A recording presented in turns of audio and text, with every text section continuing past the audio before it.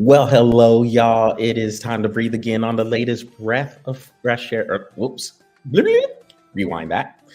It's time to breathe again on the latest BOFA Sports webcast, streaming live on YouTube, Facebook, and Twitch. So, as y'all know, I am Charles Taylor, and Patrick Brackett should be with me soon. I guess maybe in the next 5 or 10 minutes or so. He sent me a text saying he was going to be a little bit late.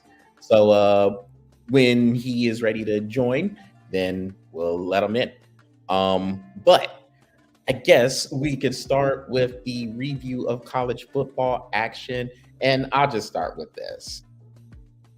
As y'all can see, I got the Texas Longhorn logo in the back, and that's for multiple reasons, but definitely one of them is because I say we like I play for them, but we destroyed the Oklahoma Sooners in the Red River Shootout. Y'all know I will always call it shootout, even though I know it's the Red River rivalry, but I thoroughly enjoyed getting some get back for them beating us last year, giving us our only loss during the regular season a season ago, and being able to see that win 34-3. I know OU was a little bit shorthanded. They didn't have a good amount of their receiving core, but even still, you have to go out there and beat the people who are in front of you. And we went in there, took care of business, and we brought the golden hat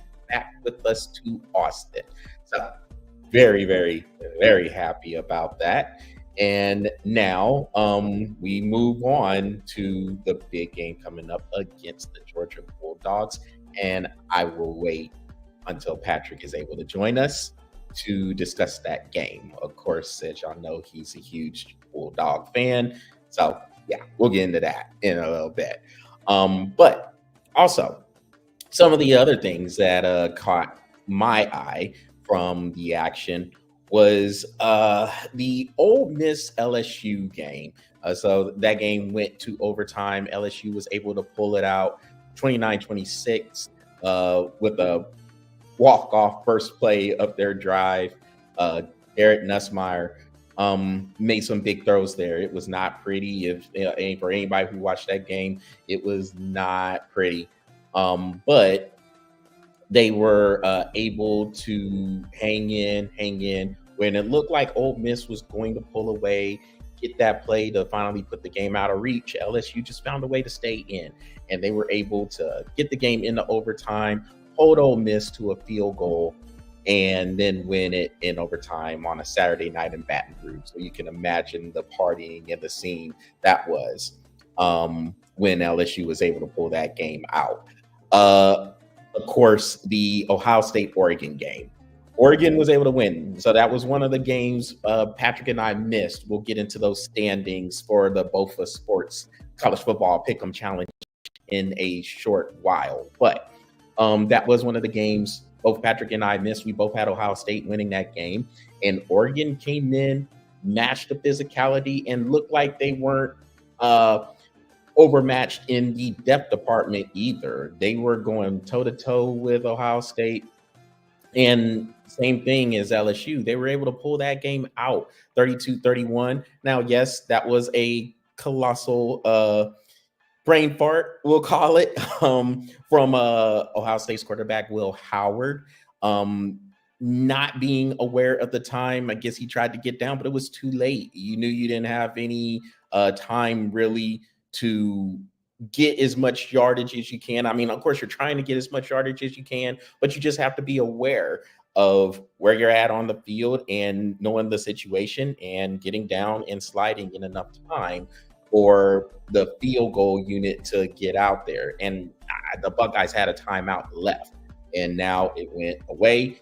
And the questions you were asking about Ryan Day is, can he win these games? He has struggled in big games, whether we're talking about this one, whether we're talking about the games against Michigan, where he has lost the last 3 games against the Wolverines. as the coach of the Buckeyes, and of course the game against Georgia in the Peach Bowl for the college football playoff back in the year 2022. These questions are just going to continue to arise until it is shown and it is proven that he can win these games with some regularity. Obviously, there is a huge talent. There's a lot of talent, an abundance of talent there in Columbus, but it doesn't seem to be getting that ROI, that return on investment. And this is another case where the team came up short in a big nationally televised game. So now looking at how the rankings are, they didn't drop far. I think they dropped to number 4 is what I'm thinking. Yeah, I think they dropped to number 4. And they're still obviously in the race with the 12-team playoff. This is not game over for Ohio State, but there's not a lot of opportunity for them. We'll see how Indiana looks going forward. And then, of course, they'll play Michigan, and then they'll have to play Penn State as well. But yeah, I mean, Ohio State now they're gonna have to play some ball if they're even for this 12-team playoff. They're gonna have to play some ball if they're gonna get in there. It's not gonna be a waltz. And with Oregon beating them, hey, Oregon now they're the favorite to win the Big Ten. So we'll see how everything turns out. But it is still a lot of season left, half of the season left. So we'll see what happens there. Speaking of Penn State, they were able to pull out a victory over USC after being down 20 to 6. Penn State actually showed an offense. Actually showed ability to go down the field and make some big plays. And they needed every bit of it to come back and win that game against USC. And it is not a good season right now for Lincoln Riley and that crew. This is their 3rd loss of the year. Not looking like they are ready for Big Ten play. Although the games they've lost, I mean, they've been close games. They lost by 3, of course, to Penn State. They lost by 3 to Michigan, and they lost by 7 to Minnesota. So they've lost 3 games by a combined total of 13 points. But a loss is a loss is a loss, and not looking good right now for USC. Let's see what other games there. Pitt stayed undefeated, pulling out their win against Cal. Trying to think, what other games was there that we had discussed? Yes, okay, there we go. Colorado and Kansas State. Colorado played well, and a lot of people will say they could have won against Kansas State had they had Travis Hunter in that game. He got knocked out, I think, in the second quarter, maybe first or second quarter. But Colorado hung in there. They had the lead toward the end, but Kansas State was able to get a touchdown, get a gritty win on the road in Boulder. And the Big 12 is completely up for grabs now. You're looking at the standings. You got BYU, Iowa State, and Texas Tech all undefeated in conference play right now. So definitely backwards from what Patrick and I had. I mean, we had Oklahoma State winning the conference. So that shows you where, that shows you where we were at on that. It's horrible. Not a good, not one of our best predictions, of course. But that conference is going to be fun, and I think everything is going to be pretty fun going forward as we get into this new era. I think in a few weeks, in 3 weeks, the first edition of the college football rankings or college football playoff rankings will be coming out, and it will be very interesting to see where teams fall, where teams can make moves, and there's going to be a lot of fun football because these teams are going to play each other in some way, shape, or form. So it's going to work itself out on the field, and with this new playoff system, 12 teams, That's going to be fun because your first few games between the 5th seed and the 12th seeds, they're going to play each other, and they're going to be played on college campuses. So definitely fun times ahead as we continue to work forward toward the end of this college football season. Still waiting for Patrick to come on there. Let me see. Let me check my phone. Not haven't seen anything from him yet. So hopefully he comes in here in the next few minutes. But yeah, we'll I guess continue to talk a little bit about last week. Just give him a few more minutes before we move on, and then he gives his thoughts. Another game that actually stuck out, and this wasn't any that we had on the original sticks that we picked. You had Florida and Tennessee. That game went to overtime. But I'm sure a lot of people were surprised about Tennessee having to go to overtime because Florida has not been looking good. There's been a lot of talk on the job status of head coach Billy Napier, but Florida always plays Tennessee tough. And for me personally, I wasn't too surprised this game was tight because Florida always seems to play Tennessee tough, no matter the season. And if you go back and look at the series in recent history, Florida has won the vast majority of those games. But gutty win by Tennessee to pull that out and win that in overtime. And Vanderbilt. The question with Vanderbilt was coming off of their win over Alabama, how would they handle success? How would they go through the rest of the season, starting with the game in Lexington against Kentucky? How are they going to be able to deal with people paying attention to them? We all know with Vanderbilt, they have been the doormat of the SEC. And it's kind of a rite of passage. Playing Vanderbilt was a guaranteed win, for the lack of a better term. But this Vanderbilt team is a little bit different, and they've been playing some strong football all year. Even through their losses, they have been a team that has been a tough out. And coming into the game against Alabama or against Kentucky, they were able to pull that one out as well. It looks like Patrick is here. So let's see if we can pull him in.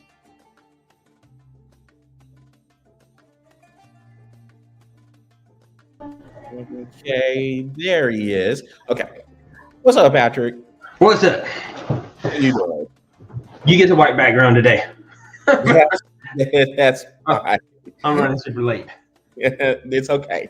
You still got 15 minutes. Well, man, all I did was run down of last week's game. So we'll just go ahead and jump right into it since you're here. Anything that caught your eye last weekend? Dude, South Carolina, man. I was about to bring that game up, but you beat me to it. But yeah, what about it? South Carolina, look, I mean, dude, they had the lead. And they just, I guess their defense just ran out of gas, and they just could not stop Alabama on that one drive. And yeah, I mean, but South Carolina looked good, man. Like that's the one thing you're going to start seeing with these teams is that the NIL is showing that teams are not just bad; they just need some work. That's all it is. And I mean, look at how well Florida played Tennessee. I mean, that was another game that there was a couple of games that I was just like very surprised that that played as well as they did. I gotta pull up my notes. Notes. You mentioned while you're pulling up your notes, you mentioned the Florida-Tennessee game. I was talking about that one earlier. That's always a tough battle for Tennessee. If you go back and you look at the recent history, Florida has won the vast majority of those games, and they just always play Tennessee tough. So from the ranking standpoint, with Florida going in unranked and Tennessee being, I think they were number 8 or something like that going in. From a ranking standpoint, it looks shocking. But for the people who know the history of that rivalry, it shouldn't be all that surprising that game went into overtime. No, not at all. And I'm really kind of, I mean, like, look, we always say the rankings will work themselves out, right? But man, I'll tell you, I do kind of feel the rankings are a little biased to the SEC right now, because I get it. It was an undefeated, or it was an unranked Florida team, and it went into overtime. I get it. I get it. But to drop Tennessee, I wouldn't have dropped them. I wouldn't have dropped them. At a certain point, you gotta look and stop playing the favoritism just because it's the SEC. You know what I mean? Don't do that. Like the rankings mean something, right? Whether you're an SEC fan or you're a Big 10 fan or Big 12, Pac-12, whatever the case, ACC, whatever the case may be, right? The rankings should mean something. And it should not be just because, oh, you're Alabama, you won by 2 points to South Carolina in Tuscaloosa, by the way. We'll keep you where you're at, but we're going to drop Tennessee because they won to Florida. That doesn't make sense to me. You know what I mean? Alabama is an interesting case because they had the win against Georgia when y'all were number one, and then they lose to Vanderbilt, and they struggle with South Carolina. Mm-hmm. It's really interesting what you do with that, and yeah, again, the ranking that this will work itself out because these teams are going to play each other. Alabama's going to play Tennessee next week. Yep. And then they'll have a meeting next or later on in the year against LSU in Baton Rouge. And so the good thing about it, Patrick, is with these rankings, these teams actually get to play each other. It's not like, well, and I'm playing, you do have a couple instances where these teams won't get to play each other. For an example, in the ACC, Miami will not play Clemson this year. Yeah. But they may meet them in the ACC championship. But in most cases, these teams will play each other. These things will work itself out. And like going back to Bama, they're going to play Tennessee Saturday. So we'll see if like who catches that second loss. Huge game there. It's just a weekend period in the SEC, which we'll in a little bit. But before we move on to that, is there anything else that caught your eye? Because I gave it like the first 10 minutes. Yeah, the Illinois Purdue game. Okay. Yep. That went into overtime and Illinois pulled that one out. They almost threw a century out there. Both teams, right? It was 49-50. It was 49-50. You know what I mean? So where do you see that in Big Ten football? What's that? Where do you see that in Big Ten football? Never. Well, I mean, you see it quite often, but like to go into overtime that close. Both teams putting up damn near. Do you see both teams throwing up 50? Not very often. Yeah. 50-3 or 50-15 or 55-0, something like that. You know, no, not both teams throwing up 50 points in one. One had 49, the other one had 50. So I threw up 99 points total, you know. And then that Penn State USC game, dude. I called that one. Hey, and then how about this? And so everybody, you get some backstage access. Charles, you asked me who was going to beat that Kentucky team last week. What did I say? You did say Vanderbilt, yes, and I pointed that one out too. Oh, you did? Yes. Okay. Yes, I did. This is what I was saying about that. The psyche. Do you see how many penalties Kentucky had? They played crap football, dude. And it was all this mentality that it was like, oh crap, we can't lose to Vanderbilt. And then they lost to Vanderbilt. I was like, I saw it, dude. I was like, Kentucky is this team. Because Georgia does it. You like Kentucky is like our Vanderbilt, right? We're highly ranked. Kentucky will come into Athens and just put it on us, dude. And we're like, where did this come from? You know, Kentucky finally got a taste of it. They're like, we can't lose to Vandy. We can't lose to Vandy. Offsides, penalty here, penalty there, pass interference. I mean, it snowballed for them, and it was plays that just killed their drives or just pumped Vanderbilt's drives up. I was like, I was sitting in the living room going, I hate that I called that, but I called it. You know what? I'm actually happy for Vanderbilt. I really am happy for Vanderbilt because I've been waiting for this team to like take that next step in football. You know what I mean? And I was just like, good for Vandy, man. Good for Vandy. Vanderbilt. The question with them also was how would they handle success? Because now they got a little bit of success playing Alabama, beating Alabama, and you wonder, how do you go into the next week after that? Did you party too hard in Nashville? Did you stay on the Cumberland River swimming with the goalposts too long? And I would have. But you mentioned Kentucky being undisciplined, penalties and stuff. As undisciplined Kentucky was, Vanderbilt was just as disciplined. They played a solid football game, clean.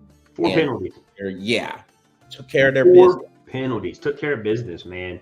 And you got to give that team, that you got to give that coaching staff tons of credit. You got to give that team, and there's a belief in Vanderbilt now. There's a belief. They're like, whoa, hold on, we just beat Alabama and then we beat Kentucky. Oh, we can hang. Yeah. And you know, and I hate to really say this. This is going to be weird coming out. I have never said this. But Vandy's got like a bye week next week. They got Ball State. That's like a bye week for them. I had to say it. Yes, I finally get to say it. They got a cupcake. So they should be on a 3-game winning streak going into that Texas game. Yeah. I'm just saying. But like you said, how are they going to handle success? Because getting the opportunity to play 2 highly ranked teams and going 0-60 for their entire life, and now they have an opportunity for 2 big teams like that. That's great for Vanderbilt. I'm excited for them. Win or lose at that Texas game, man, I'm just super excited for them. They getting the opportunity and they're playing. Yeah, about time for sure. Yeah. I mean, because they have been that doormat for the SEC for so long, and now they, like you said, they got some belief. Yeah. So with that, Patrick, we got to jump into this week's games. But before we do, we got to pull up the graphic. Did I do good? I don't know if I did good. And so, yes, we both went 4-2. So since you were bragging about that Ole Miss and LSU, man. So since you were sitting there, since you were talking so much mess about the Penn State USC game, I could come back and I could talk mess about the Ole Miss LSU game because you had Ole Miss winning and they lost in overtime. So you got that Penn State win, I got that LSU win, and we both missed the Ohio State Oregon game because we both had Ohio State winning.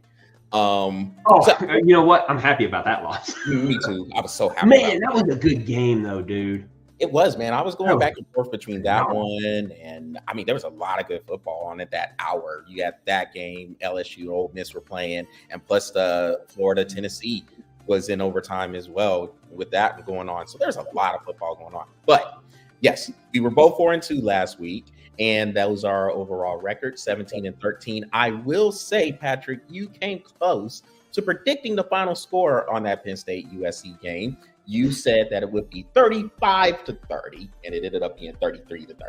So, I know. And that was the one I even said, like, it's going to be a field goal. With 6 seconds left, and sure enough, I was like, oh, crap. It's going to go into overtime. I'm going to miss my 10 points. So that the one that you said that would be a last-second field goal was actually the Ole Miss LSU one, because you said they're going to win, they're going to kick a 55-yard field goal, and they're going to win 35-32. And it ended up being a 49-yard field goal in LSU instead. Yeah, and that score was 29-26, so we weren't too far off on that score either.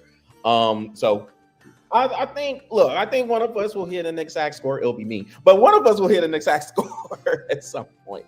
But with, but with that said, Patrick, now of course we'll save the Georgia and Texas game for last. So I guess I'll go first this week. Normally you have been going first.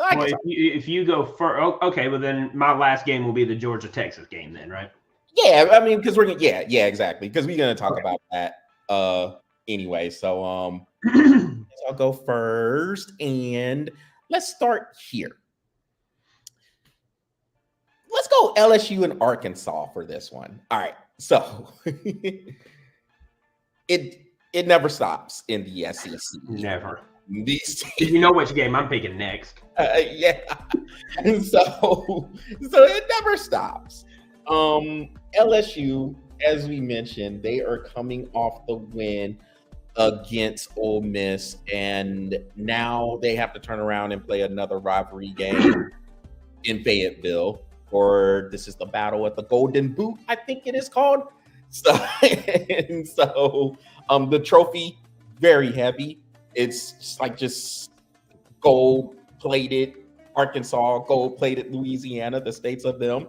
And yeah, it takes some players to carry that bad boy. But that's what's at stake in this game. This is a tough one to pick. This can go either way here. I think Arkansas can win this game. Sure.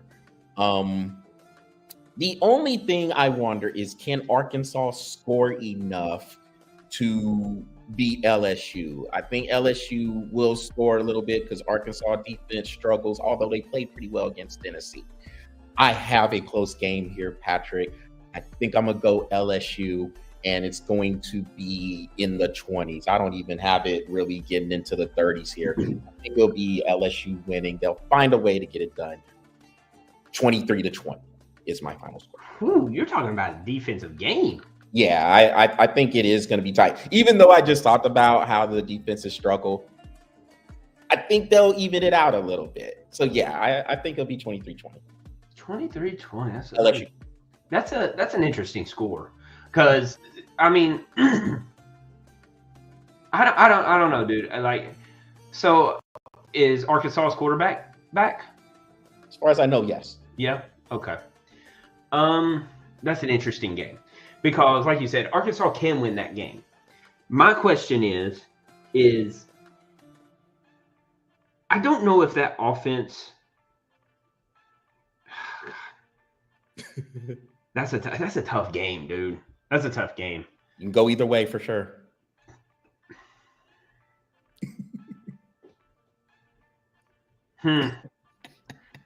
Wow. Okay. All right. Both of those offenses look really good, especially if Arkansas's quarterback is he's in and he's playing. They had a bye week too, so I think they had a bye week. So I mean, he probably is good to go. I don't remember what his injury was, but I think it was his knee. I think so. Yeah, I think he had one of those lower body injuries. Yeah, that's all he said was a lower body injury. Okay. I don't know, man. I want to say those defenses are going to show up. And in the SEC, in the SEC, this is when defenses.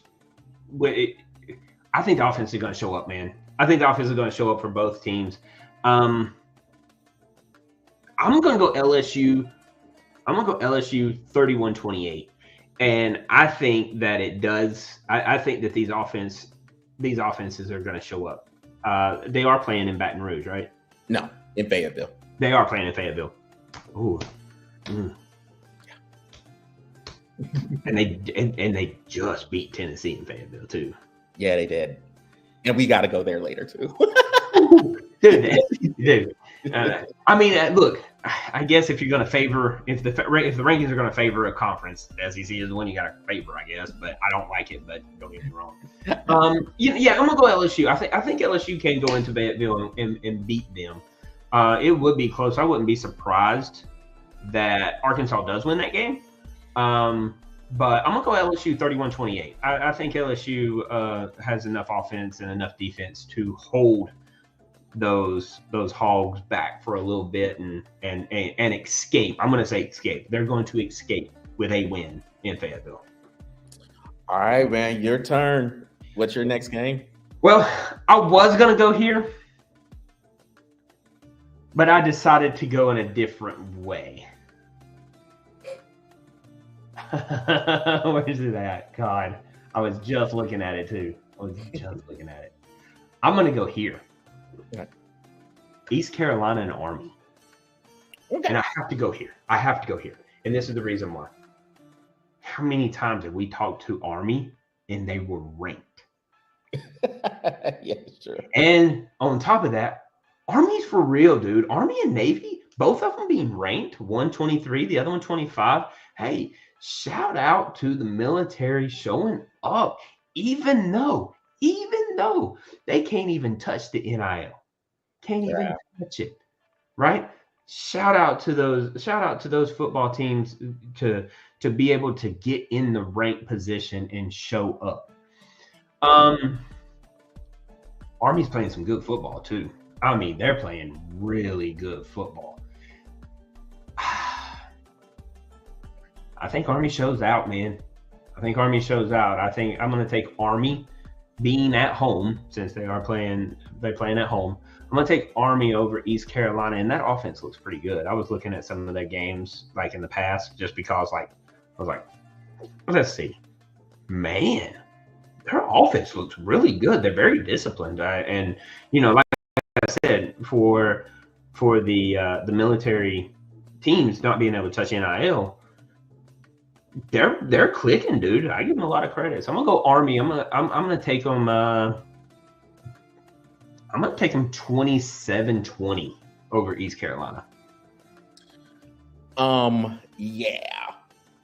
I think Army is going to run away. I think Army literally run away. That dude, did you see the kid that? I mean, he ain't no Ashton Jeanty or anything like that. Dude, shout out to that kid. What?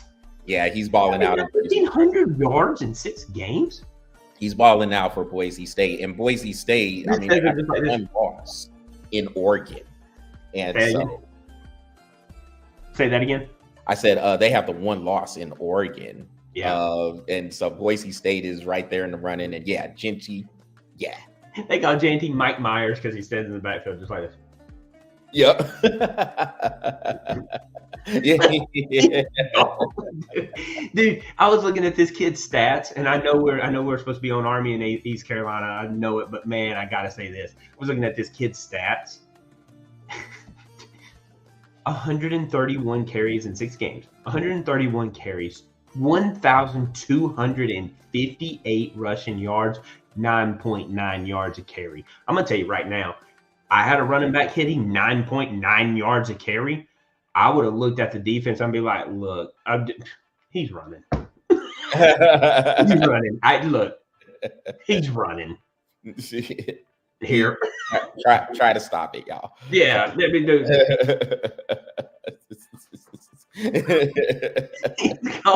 Dude, shout out to that kid though. I mean, he's about to beat Barry. He's looking like he will beat Barry Sanders' record. So yeah, keep an eye out on that kid.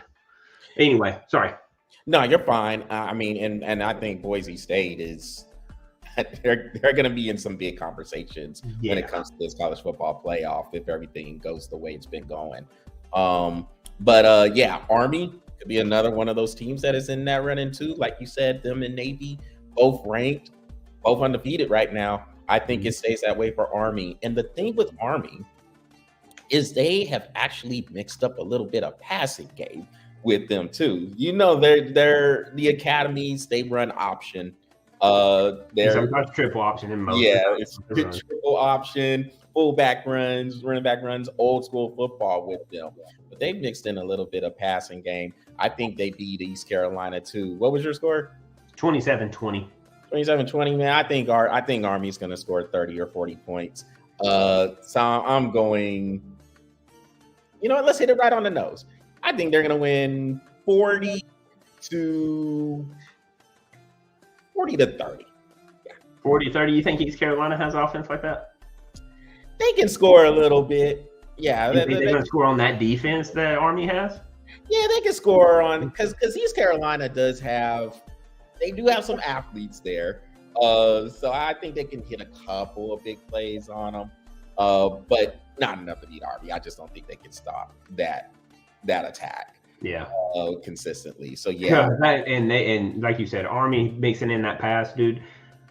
I mean, I have never seen Army do play action in my life, and the first time I watched them play action, dude, it was like it was beautiful. It was like a 35-yard pass. Ended up being a 35-yard pass after the catch and run, but I was like, okay, Army. Okay. So yeah, I got Army. 40 to 30 is what I'll go with there. So since you weren't gonna bring this game up, I guess I'll bring it up myself. So that would probably be the Bama Tennessee game that we are talking about. It was gonna be my next one. So I had to shout that one out. I had to, dude. No, you're good. Understand. We had mentioned both of these teams earlier, and they both had those survive in advance wins, is what we'll call them. Alabama escaped against South Carolina. We mentioned Tennessee escaping against Florida. So they are meeting this week in Knoxville. Huge all the way around. Of course, both teams have one loss, and the winner keeps their hopes alive for title, college football playoff bid, everything. The loser isn't necessarily out, but a loss does. It hurts. It hurts chances. So, looking at where they're playing at, which they are playing in Knoxville, I tend to think both of these teams are pretty similar. They have good defenses, strong front fours that can get the pressure. I give Tennessee the nod defensively because I think their secondary is a little bit better than what Alabama is bringing right now. Alabama's giving up some big plays back there in the secondary. Yeah. So I give Tennessee a little bit of a nod there. Offensively, I think I give Alabama a slight nod. Tennessee has not been as high octane with their offense as we had seen in the last couple of years. And Bama with Jalen Milroe throwing the Ryan Williams and Jam Miller running the ball, their offense, they can at least, if they don't score, they're at least eating up some yardage. So then, I mean, if I have Alabama winning on offense, I have Tennessee winning on defense. Special teams, I think there's a slight edge to Tennessee there, I think. And so I think this very confident. No, it's not a lie. This is not a confidence. This is not a confidence pick, right? No. So just like that LSU Alabama or LSU Arkansas game, I think it could go either way. I think I'm gonna give Tennessee the nod here. And I think they will win. I think this is going to be in the 20s. I don't see a high-scoring game here. 27-24 is what I have in favor of the Vols. Well, like you said, that Alabama defense, look, if you weren't able to fix it after the Vandy loss, let me take that back. Alabama has had 10 quarters of the crappiest football they have ever had. Ever. And Georgia exposed them in that second half. And let me tell you, if you can't fix it after the Georgia thing, then you go into Vanderbilt. No, that's Tuscaloosa built. Yeah, there was a lot of Alabama there, yes. Dude, that entire field was Alabama fans.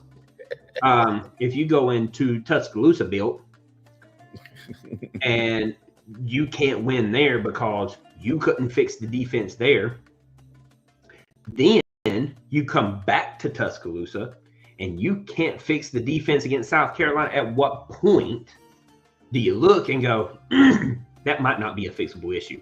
we may not have the personnel to fix that issue. I agree with you. I give the nod to Alabama as far as like just completeness in the offense, because Milroe has more experience than Nico. But I'm going to tell you, I got to go with Tennessee. I got to go with Tennessee, and I think it's going to be a close game. I'm going to go 28-24 Tennessee, because I just don't think Alabama has enough to stop this offense that Tennessee. I'm going to go 28-24 Tennessee. Yeah, you give one more point. I had 27-24. That's funny. Yeah, we'll go 28-24 just to mix up a little bit. Okay. What's your next game? I'm gonna go here. Michigan and Illinois. This is gonna be an interesting game. Playing in Illinois.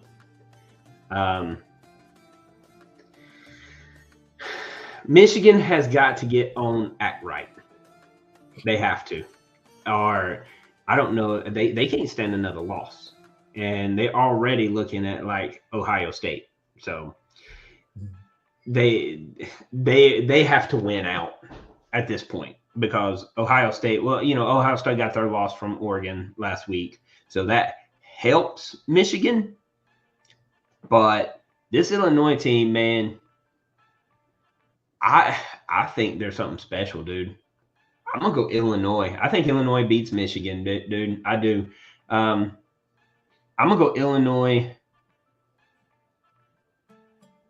I'm going to go Illinois 31-27. 31-27. That is a good score. And so let's see. Illinois, so they lost to Penn State.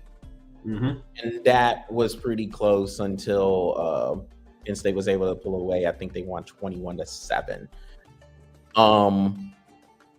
Yeah, Illinois looks good. Michigan's looking a little leaky there. And so I could definitely see why you would go Illinois there. I think Michigan will pull this one out. And what gave me a little bit of a worry with Illinois is the defense, because you mentioned that shootout, that almost century fest they had with Purdue. Yeah. And the Illinois' defense look pretty suspect here. Now, I don't think Michigan's offense has shown that type of prolific nature. We know they can run the ball. They have struggled to throw.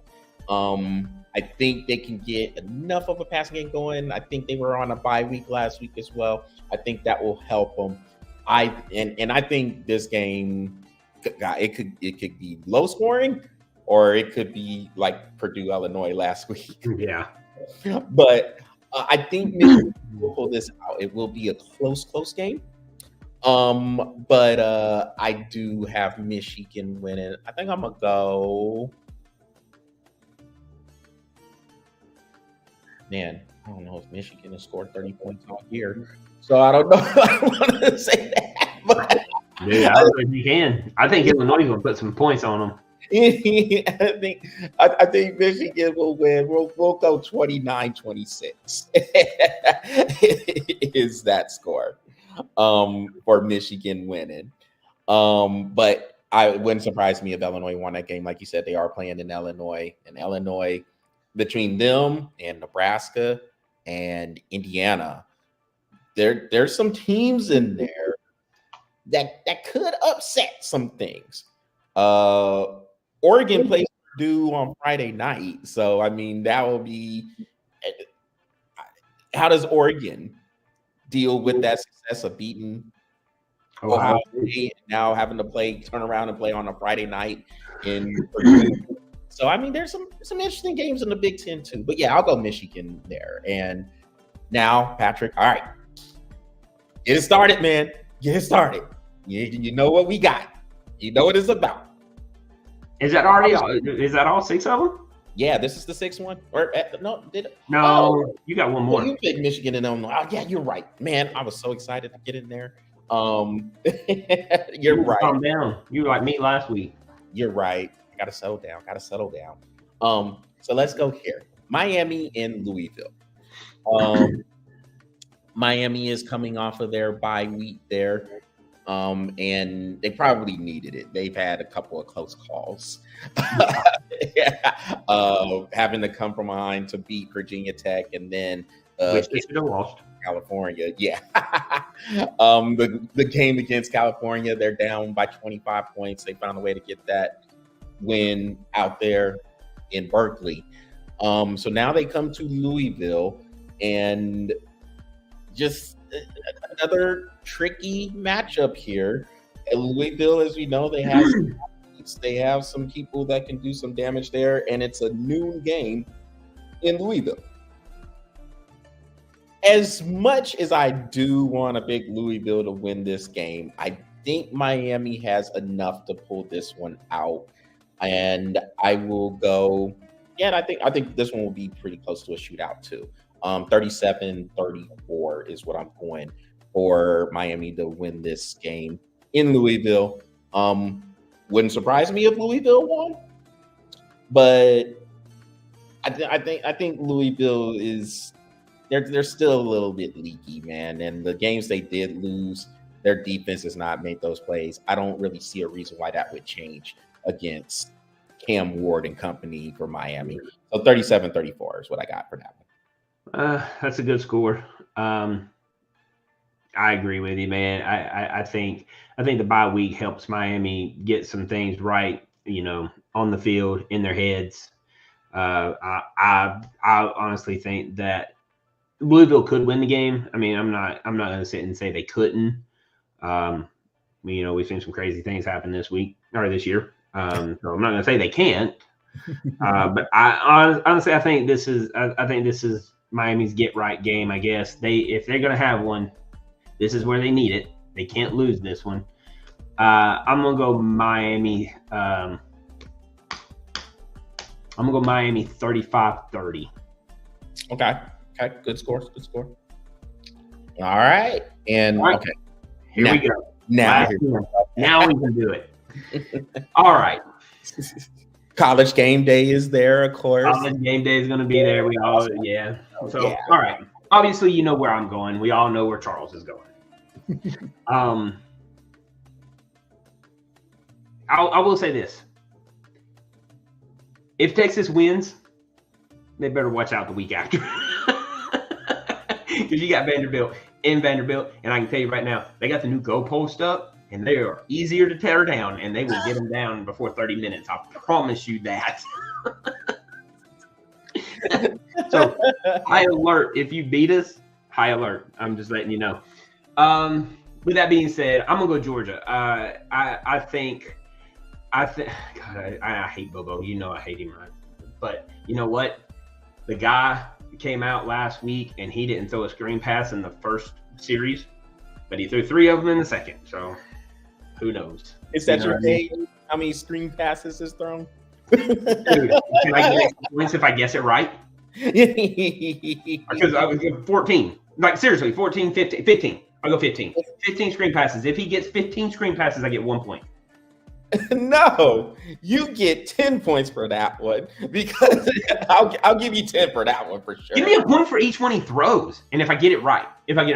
So if he throws 16 bubble passes or screen passes, and I get it right, I get 1 point for every one of them. That'd be the only time where I'm like, oh, come on, baby, throw that screen pass. Throw that screen pass. Well, that screen pass. Let me get 10 points. I don't give a crap. Come on. No, so whatever number you predict for screen passes, if you get that number right, then yeah, you get a point for every screen pass. Okay, fine. 16. I'm going to go 12. I think he's going to throw 12. 12 screen passes. With that being said, man, this is a hard game. I mean, number 1 Texas, number 5 Georgia. This is what you want right here. This is what you want. I'm gonna go Georgia, but it ain't gonna be easy. Quinn Ewers, he's gonna probably come out throwing like crazy. He had his one game against Oklahoma to get warmed up, get everything, get all the rust knocked off because he hadn't played in 3 weeks, 4 weeks, whatever it was. But I think Georgia's defense. I think Georgia's defense steps up. I really do. I'm gonna go Georgia. 36-34. Georgia. Good score. Good score.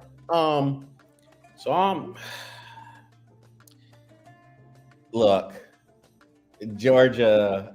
I mean, they're big and bad. All right, so With Texas. so this is the game right here that's going to show,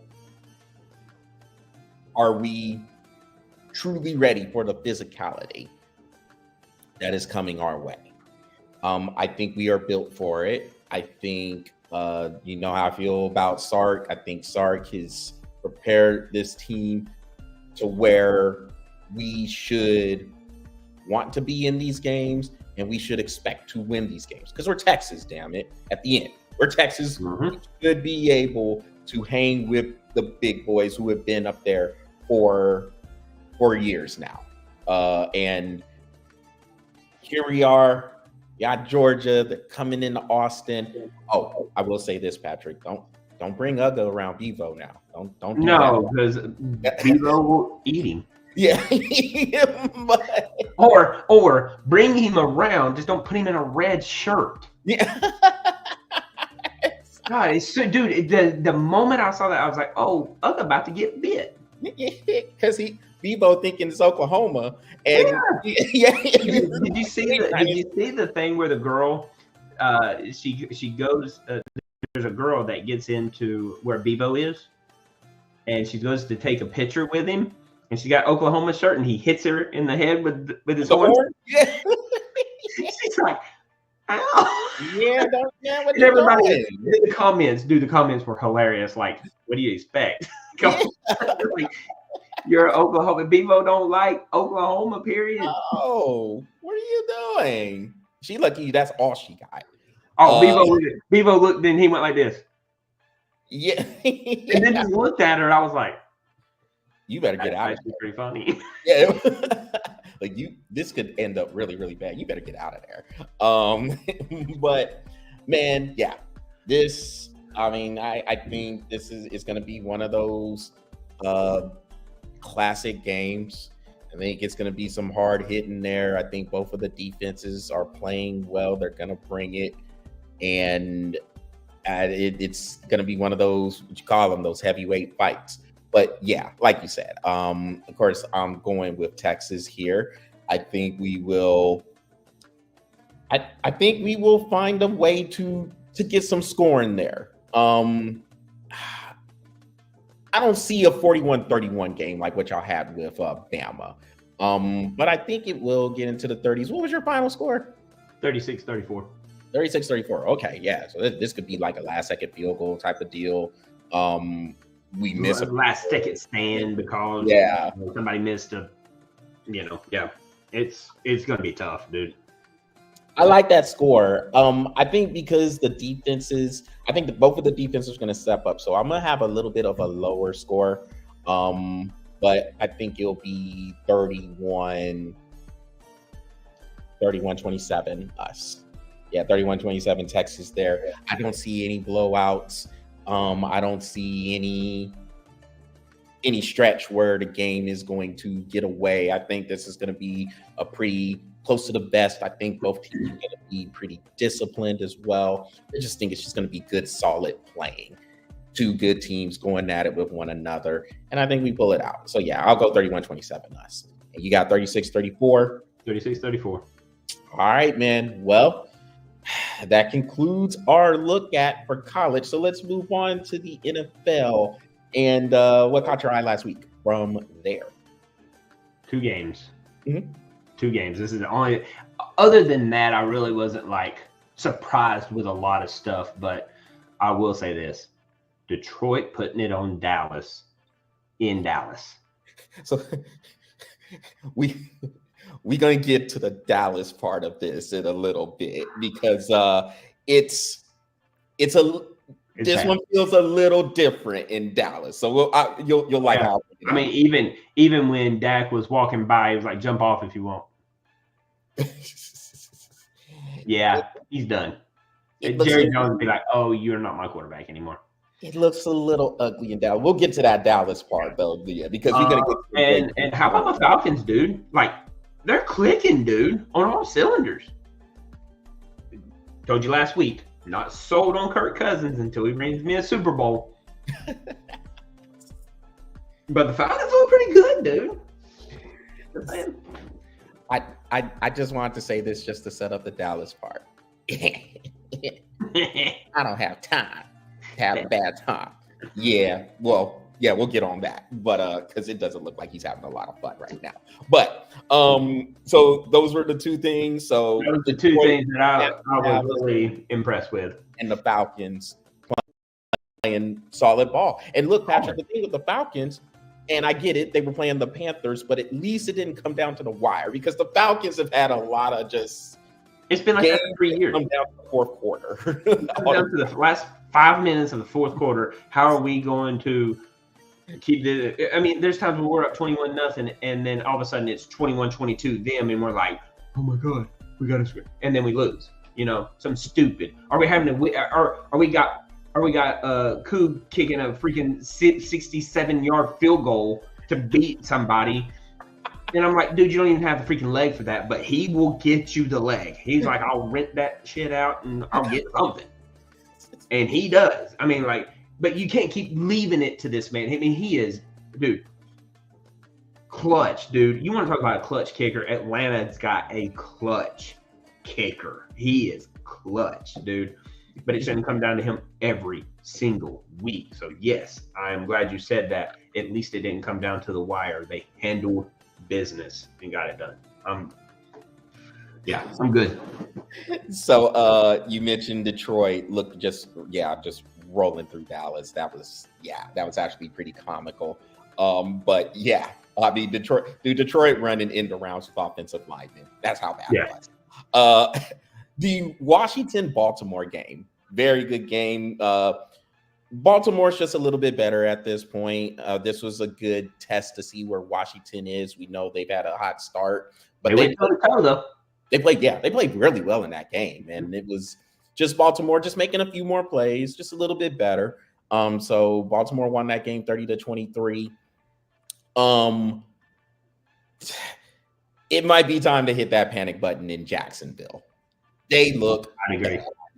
And that's the one in London too, wasn't it? Yeah, the Bears, and give the Bears credit. The Bears, look, Caleb Williams is playing some pretty good ball. The Bears are sitting at 4-2, going into their bye week. So yeah, give the Bears some credit there for playing some good ball. But man, Jacksonville looks bad, and Trevor Lawrence looks like a guy who just can't quite get to that level. Can I point out a statistic that I read? Yes. He's 0-6 against previous number 1 draft picks. Yeah, and he looks a little lost out there. He really does, Patrick. Like, I mean, I was watching some of that game early Sunday morning, and he doesn't look like he's seeing the field well. He doesn't look convicted, or if that's a word. The conviction. Yeah, the conviction's not there on his throws. He doesn't look like he's even throwing it with confidence. Mm-hmm. And I don't know what it's going to take. I mean, Doug Peterson, he's about as high on a hot seat as there is. Yeah. And it's not. It looks really bad there. And this is coming from a team who was just in the divisional playoff a couple of years ago, and it has went south really fast there in Jacksonville. One more game that kind of caught my eye. I just had it on my mind. Well, let me see. Let me go back over here. San Francisco, Seattle? No, because I expected the 49ers to come out and win that one. You're probably talking about Indianapolis and Tennessee? No, it was the Buccaneers and Saints, because the Buccaneers Bucks throwing it on Saints away. Oh, dude, you know I was happy. Yeah. I was like, my Falcons won, the Saints lost. Winning weekend. So it was a good weekend for me. So what are you looking forward to for this week? Let me get the games up real quick. Okay, so you want to go over the battle of the sucks, New England versus Jacksonville? Ooh, God, who gives a crap? This is an interesting game. This is the one I'm looking for. Detroit and Minnesota. It's gonna be a good one. That's gonna be crazy good. That one's gonna be very interesting, and so is the Philly Giants game. That one's gonna be very interesting. And there was one more. Give me a second. I gotta find it. Baltimore and Tampa Bay. That's gonna be a very interesting game. Yeah, the Monday nighter. Yep. You got 2 Monday night ones this week. Yeah, you got the Chargers and Cardinals as well. But that Baltimore Tampa game is going to be interesting. You mentioned the Patriots and Jacksonville. If Jacksonville lose that game, I think Doug Peterson's fired on the plane. If he loses the first half, he might be fired after. To be like, this is done. I'm just firing. He'd be like, well, he didn't even finish the game. Don't matter. Don't matter. Yeah, he did. Did you see the score? We're done. Fire. Meow. You also have the Super Bowl rematch between the Chiefs and the Niners. So we'll see what comes out of there. I mean, look, the 49ers, they've been struggling a little bit. Maybe they got right a little bit from the game against Seattle, and you have the mini bye week. The Chiefs had a bye week, and they're still undefeated. So we'll see what turns out for that game. We'll see how well that goes when it's 15-11.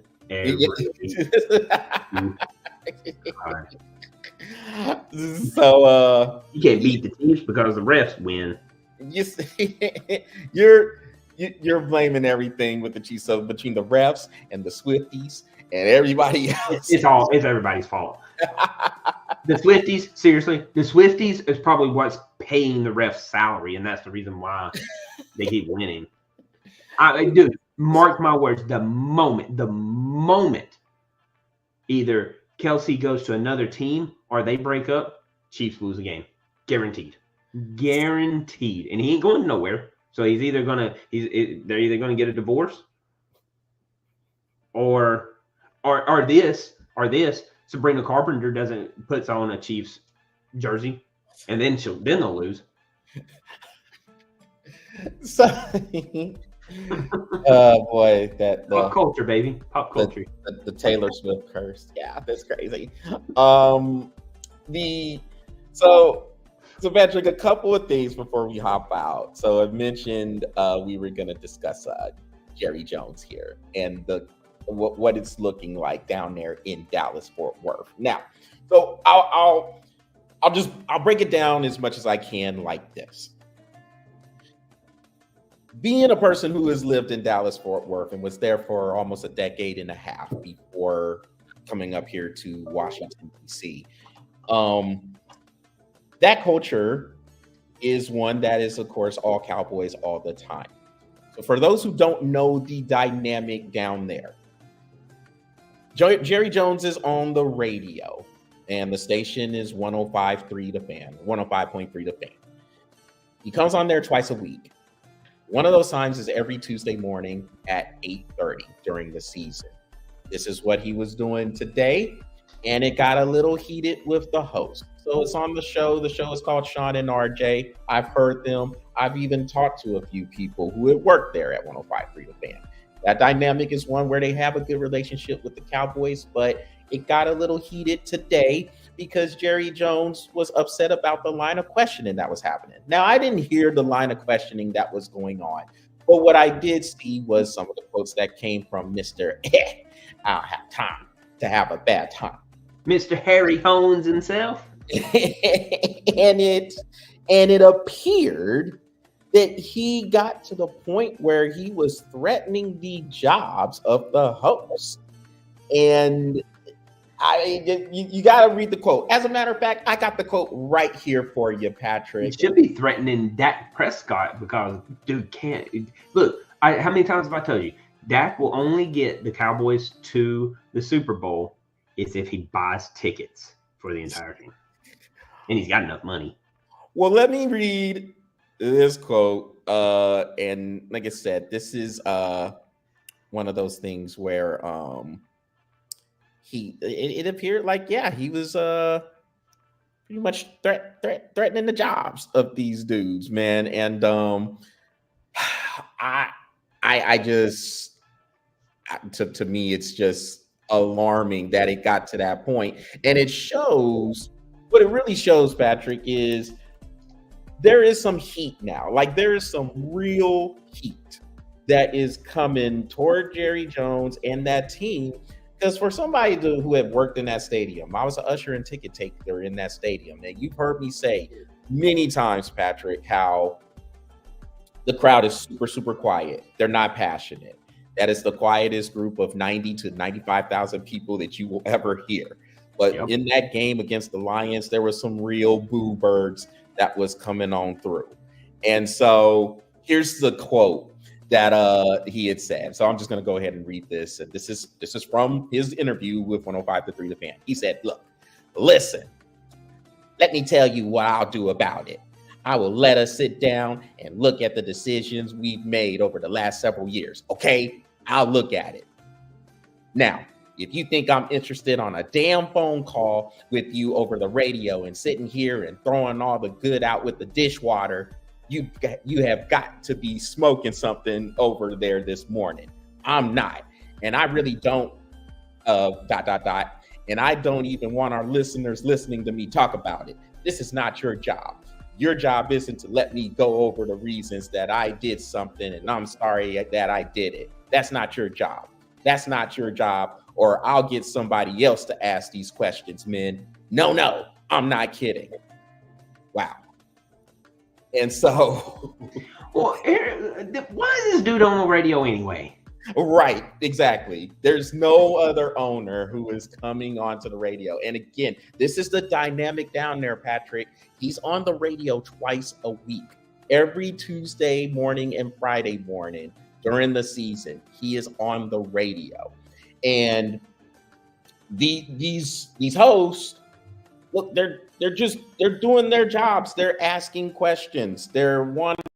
And a lot of the times when you're dealing with local radio, they have the pulse of the city.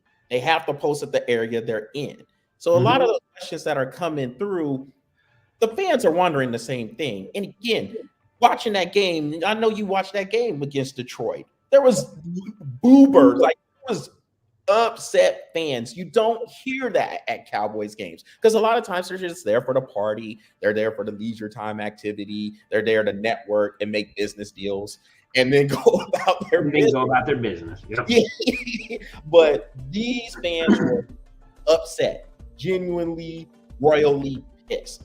Like there was some real boo birds coming at Dak Prescott. There was some real boo birds coming at that whole team because it looked like it's a rough word in sports, but it looked like they quit out there. It looked like they literally just gave up out there. And now people are coming at Jerry Jones like, dude, what are we doing? Yes, the Cowboys are the world's most valuable franchise, worth over $10 billion now. Yes, checks are clearing, but damn it, dude, what are we putting out here on the field? What is going on the field? And the fans now are speaking on it. And Jerry Jones, from the quotes I've seen, from listening a little bit of it, not live, I just kind of caught a clip of it later on in the day. But this looks like a guy who is feeling a little bit of that, maybe for the first time in a while, because he couldn't see over the dollar sign. Yep. Well, look, at some point, Jerry Jones. Look, I'll say this. Let me just say this, and then I'm going to be done because like there, as much as I say that Dak Prescott is like as him a quarterback in Dallas, they're not going to win. They're not going to win a Super Bowl. I'm going to take it even deeper. And the reason why Dak Prescott is not going to win a Super Bowl in Dallas is because Jerry Jones has too much of his nose in the business of that. And it's not Jerry Jones's job to get on a radio and have those conversations. It's not. Jerry Jones needs to keep his mouth shut and let the people do their job. That's what he needs to do. So I'm going to take it a step further, and I'm going to say as long as that man owns the Dallas Cowboys, they'll never see a Super Bowl. They're not winning a Super Bowl anymore. No, I'm with you. Because he messes it up. He messes it up. And when he doesn't have time to have a bad time, that means when everything's going good, he's going to bring his quarterback in. He's going to get him drunk. And the next thing you know, he can't Manziel it. I'm sorry. Dak Prescott is not Johnny Manziel. He's not Pavia. They can go out and party all freaking weekend, and they proved it time and time again. Get on a plane for a 12 o'clock game, be on a plane at 9 a.m. still drinking, go out here, throw a couple of passes, get back on a plane, and go back to Vegas. Dak Prescott, on the other hand, needs to get his sleep. He's got to rest his wing a little bit. Not Johnny Manziel. Manziel be like, y'all just won by 30. I know. Now I'm going to make me some money. I'll be back. See you next week, coach. See you next week. What? All right. No, I don't. And he's gone. Look, as long as that man is the owner, they will never win a Super Bowl. I hate it for the Dallas Cowboy fans. The true ones. The true ones. The ones that drink because they win and the ones that drink because they lose. And their attitude is the only thing that's different. Same amount of beers, same amount of whiskey, same amount of everything. Win or lose. The only difference is that if they win, it's a happy attitude. When they lose, it's a poor attitude. That's it. That's the true Dallas Cowboy fans. The ones that were there when Troy Aikman was playing and Michael Irvin and all of those people, right? Those people want to see a better product on the field. And as long as Jerry Jones owns the team, they'll never see that better product. And it's not that they don't have a great product on the field, including Dak. The problem is that Jerry Jones gets in the way of their success. And you'll never get a Super Bowl. I'll say this, and then we can move on to the last topic. If you're done, are you done? Yeah, I'm done. Okay. Cool. I don't have anything else to say about Dallas. They got their butts kicked. As far as I'm concerned, I don't even have nothing to say about them for the rest of the year. Well, hey, you know where I'm at with it, because I'm just like, man, look, we're not talking about Dallas. This part, though, I felt it was a little important to bring that up because that needed to be said because the fans, now the fans are like, dude, what are you doing out here? And then another thing that I'll say is this, man. Look, I've been around that place. I've been around the Star in Frisco where the Cowboys practice. Dude, that's a palace there. I bring that up because if you're giving them all this stuff, like all this luxury stuff, there's no incentive. There's really not much incentive for you to want to go out there and do it because you're getting all this, whether you win or lose. Yep. So there's no grittiness. Like one of the main things you hear about Cowboys teams these days are they're soft. They're soft. Very. And that's how that looked against Detroit. If they get down by 14 points, they're probably going to lose by 30. Yep. And at that point, they give up. Yeah, they just did. Yeah. So before we get out, Patrick, there's a couple of trades Couple of trades that went down in the NFL. So look, I'll say this: everybody is going to be on the trade involving wide receiver Devontae Adams. He is going to the New York Jets. Everybody's going to be on that for multiple reasons. Number one, you're talking about the Jets. They play in New York City, or that New York City market, number one media market in America, and you got Aaron Rodgers reuniting with Devontae Adams. Hoping they recapture their magic from their days with the Green Bay Packers. To me, though, the trade old people. Yeah, but to me, the trade that makes a difference. And look, maybe Devontae Adams makes a difference for the Jets, but I just think the Jets are kind of a cursed franchise, so I don't really think it's going to make that much of a difference. But Amari Cooper getting traded to the Buffalo Bills, that trade is the one where I'm like, okay, because Bills are ready. Yes, they needed one wide receiver, and they just got him. Exactly what you just said, Patrick. They are addressing a need that is gonna be very beneficial to Josh Allen. You got two tight ends there, two good tight ends, and Dawson Knox and Dalton Kincaid.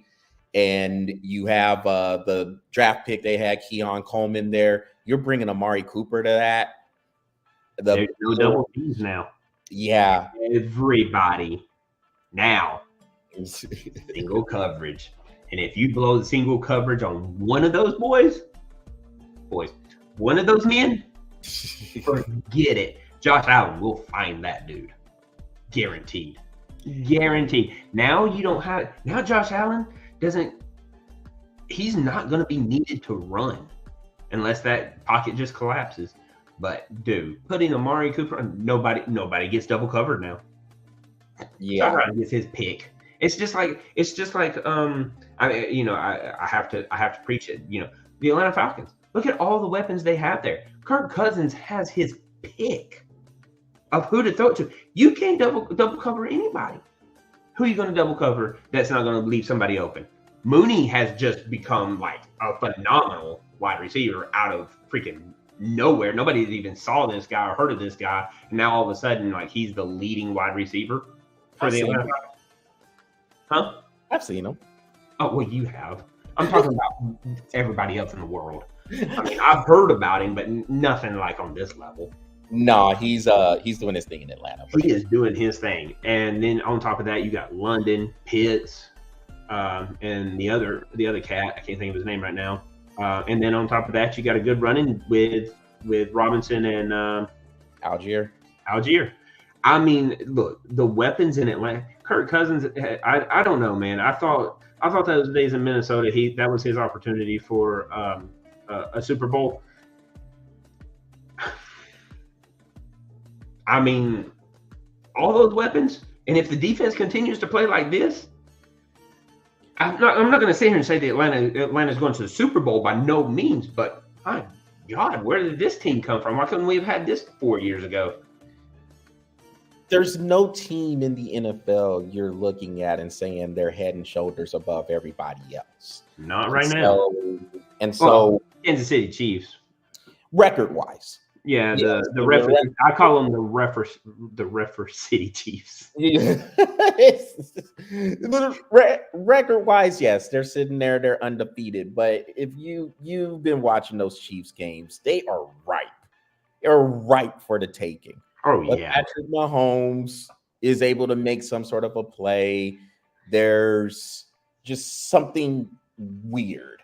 Yeah, and everybody's like, "Oh, Patrick Mahomes is the best freaking quarterback." And dude, statistically, Joe Burrow is killing him. Yeah, Mahomes hasn't had ridiculous stats this year. He's basically making enough plays on offense. Kansas City's defense is pretty good, and those refs show up at the right time, bro. Patrick, you've been getting on the refs pretty hard, man. This is not like you. Only with the Chiefs. Only with the Chiefs. I mean, dude, dude, you can't miss the calls that I've been watching them miss. It's like one guy took this guy and was holding him while he was trying to get out, and I literally watched the ref go like this. Like, what are you looking at, dude? Did you see your wife in the stands, bro? I was like, you're looking over there, the game's right here, and you were like, over here. Patrick, what is going on with Pro? What is going on with Pro Epic? What is going on with Pro Epic, man? Before we roll out. Okay, so we started our bucket golf. We're halfway through the tournament. Your boys in the winning bracket. But we got that coming up. So I'll probably start getting some of those posts out here in the next week. We're fixing to start our Pop Darts tournament. And then we're fixing to implement a Nerf gun tournament. I don't know how I'm going to write that yet, but I really want to get Nerf guns in there. And then we are starting our filming on the football episode, not this weekend, but next weekend. All right. Well, hey, everybody, be on the lookout for those products coming from Pro Epic. And you know us. We're here covering everything sports and then whatever else pops up.